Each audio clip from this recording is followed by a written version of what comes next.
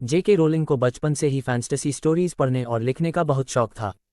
1990 में रोलिंग को Harry Potter लिखने का आइडिया उस वक्त आया जब वो ट्रेन से मैनचेस्टर टू लंदन जा रही थी। उसके बाद उन्होंने हैरी पॉटर नॉवल लिखना शुरू किया। उस वक्त जेके रोलिंग 25 साल की थी और ये बात उन्होंने अपनी मां को भी नहीं बताई। लेकिन किस्मत को कुछ और ही मंजूर था। हैरी पॉटर लिखने के 6 महीने बाद ही उनकी मां की डेथ हो गई। उस वक्त तक उन्होंने हैरी पॉटर के सिर्फ 3 चैप्टर ही लिखे थे। अपनी मां की डेथ के बाद रोलिंग एक नई शुरुआत के लिए पुर्तगाल चली गई। वहां जाकर वो English as a foreign language पढ़ाने लगी। कुछ समय बाद जेके रोलिंग ने एक पोर्चुगली जर्नलिस्ट से शादी कर ली और उनकी एक बच्ची हुई। इन सब के बाद भी उनकी लाइफ में खुशियां नहीं आई और कुछ ही समय बाद उनका रिश्ता टूट गया और डिवोर्स हो गया और कुछ ही समय बाद उनकी जॉब भी चली गई, जिसकी वजह से रोलिंग डिप्रेशन में रहने लगी। अपनी लाइफ को बेहतर बनाने के लिए वो वापस अपने देश आ गई और उन्होंने अपनी नॉवल को पूरा करने का फैसला किया।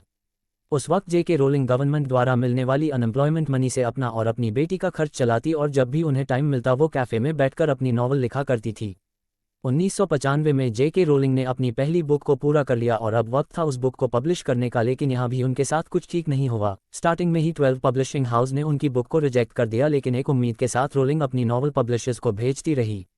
1997 में ब्लूम्सबरी के चेयरमैन की 8 साल की बेटी ने हैरी पॉटर नॉवल पे इंटरेस्ट दिखाया, जिसकी वजह से ब्लूम्सबरी के चेयरमैन ने उस बुक को छापने का फैसला किया और रोलिंग को कुछ पैसे भी दिए।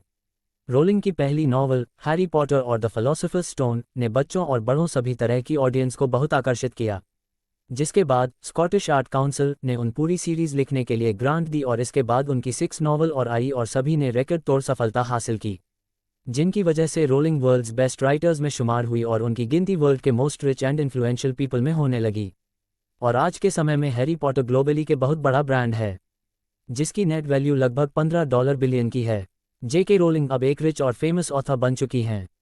अपनी कमाई का एक बहुत बड़ा हिस्सा वो सामाजिक काम और लोगों की मदद के लिए दान करती हैं। उनका कहना है कि अगर आपके पास ज़रूरत से ज़्यादा पैसा हो तो उसे लोगों की भलाई के लिए इस्तेमाल करना चाहिए।